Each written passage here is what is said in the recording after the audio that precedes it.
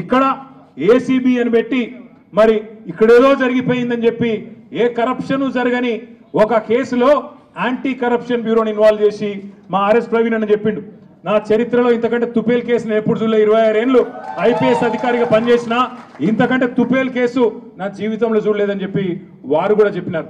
అంటే ఇట్లాంటి కేసులు పెట్టి ఏదో సాధిస్తాను రేవంత్ రెడ్డి గారు అనుకుంటున్నాడు. నేను రేవంత్ రెడ్డికి చెప్పేది ఒకటే, నా మీద ఇప్పటికే 14 కేసులు పెట్టినావు, ఇంకో 1400 కేసులు పెట్టుకో, అవసరమైతే జైల్లో పెట్టుకో, ఏమన్నా చేసుకో, భయపడేది లేదు. తెలంగాణ కోసం ఆనాడు జైలుకు పోయినాం, ఇవాళ అవసరమైతే తెలంగాణ ప్రతిష్టను పెంచడానికి తీసుకున్న ఒక నిర్ణయం వల్ల మళ్ళీ జైలుకు పోవాల్సి వస్తే కూడా భయపడేటోడు ఎవడు లేడు. నీ ఉడత ఊపులకు ఎట్టి పరిస్థితుల్లో భయపడం. నేను మిమ్మల్ని అందరినీ కోరేది ఒకటే, ఇది ఏంటంటే డైలీ సీరియల్ లెక్క అయిపోయింది. ఎట్లా అంటే ఒకరోజు పిలుచుడు, కూర్చోబెట్టుడు, 9 గంటలు ఆడ కూర్చోబెట్టి ఛాయ్ దాయిపించి ఏం చెప్తాం సార్, ఇక మాకు పైకి వెళ్ళే ఆదేశాలు ఉన్నాయి, ఏం చేయాలని పాపం వాళ్ళు కూడా ఇక ఏం చేయాలో తెలియక అడిగిందే అడుగుతాను.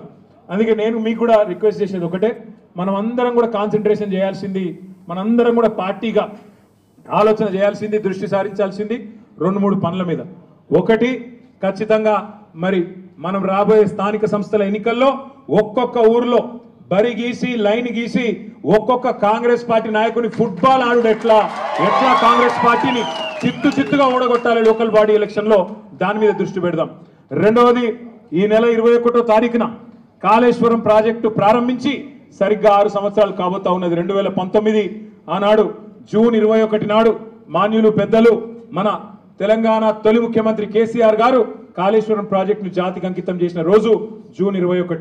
మరి ఆ రోజు కూడా సార్ను అడిగి మనం పార్టీగా ఒక నిర్ణయం తీసుకొని ఏం చేసి మళ్ళీ ఒక్కసారి కాళేశ్వరం గొప్పదనం ప్రజలకు చెప్దాం, ఆలోచన చేయాల్సిన బాధ్యత మన మీద ఉంది. రాష్ట్ర వ్యాప్తంగా కొంత కార్యక్రమం చేయాల్సిన బాధ్యత కూడా మన మీద ఉంది.